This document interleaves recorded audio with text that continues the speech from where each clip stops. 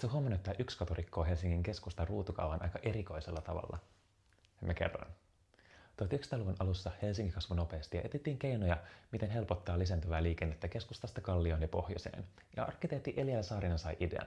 Hän ehdotti, että vedettäisiin rautatieasemalta pitkälle sillalle uusi katu, joka kulkisi olemassa olevien asuinkortteleiden läpi. Käytännössä siis näissä kuvissa olevien puutalojen yli. Tämän alkuperäinen työnimi oli Murtokatu. Helsingin kaupunginvaltuusto hyväksyi nämä suunnitelmat 1914, mutta seuraavana vuonna tätä katua alettiin kutsumaan Kaisaniemen kaduksi. Ja jos katsot Helsingin karttaa, niin huomaat, että Kaisaniemen katuhan eroaa aika paljon niistä ympäröivistä kaduista. Tämä toteutettiin 1916-20 ja tämä kuva tässä on vuodelta 2021, kun katu on vihdoin avattu. Purjettujen rakennusten telolle rakennettiin tietenkin uudet, minkä takia Kaisaniemen kadulla on paljon näitä samantyylisiä 20-luvun punatiilitaloja. Ratikat tälle kadulle siirrettiin vuonna 1935.